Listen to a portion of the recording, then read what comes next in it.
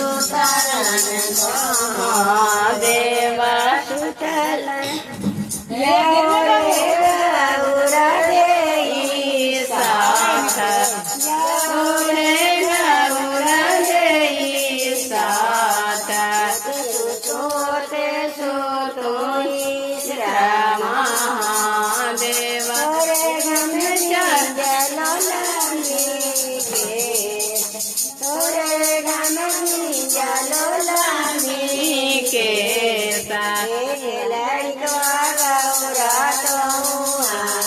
सायला हमें बोलो सरो दीवा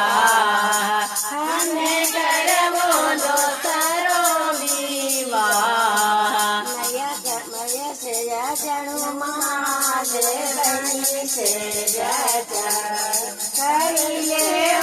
दो सरो दीवा करिए दो सरो दीवा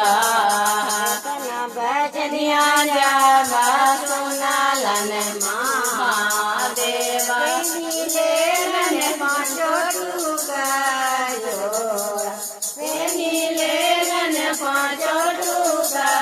जोड़ा कसियो मेलेन महादेव राजान का घोड़ा नीलेन अपन सूरा चली भेलन अपन ससुरारा घरे झरो खाचाड़ी सासुनी रे जैसे लगे महादेव चला जैसे लगे महादेव चला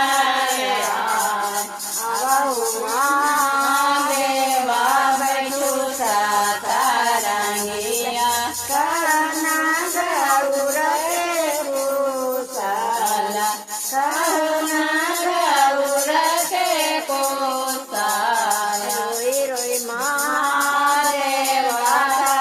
तिने कोसलिया गौरा मारल छवे मारा गौरा मारल छवे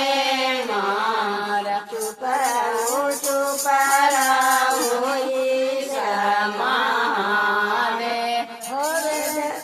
गौरा बदल कुल मात देव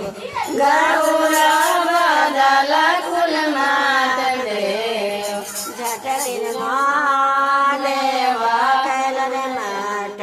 कोरबा झट दिन मरवा छावा झट दिन मरवा छावा झट दिन महादेवा कटोरा बेसाला झट दिन सिंदूर बेसा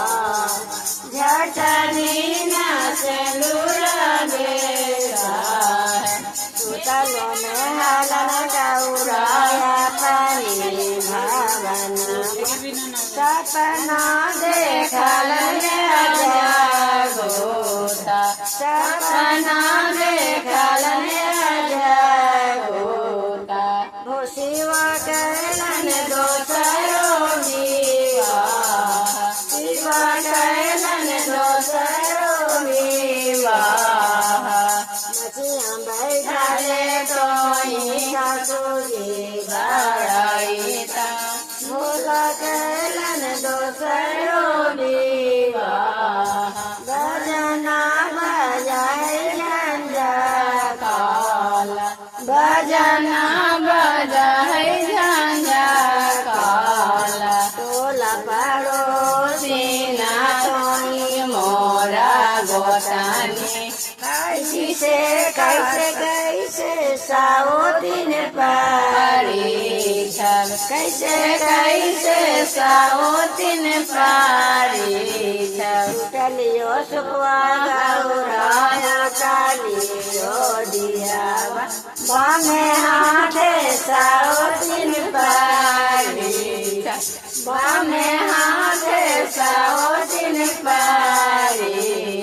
गाड़िया उभारी जावा देखा लने गा गौरा दे जैसे लागई बहिनी हमारा जैसे लागई बहिनी हमारा सफाई से बहिनी बड़ा नहीं मिललो बन गेला साओतिन हमारा बन गेला साओतिन हमारा चोरनी से चटनी कहे कहला दोसरो विवाह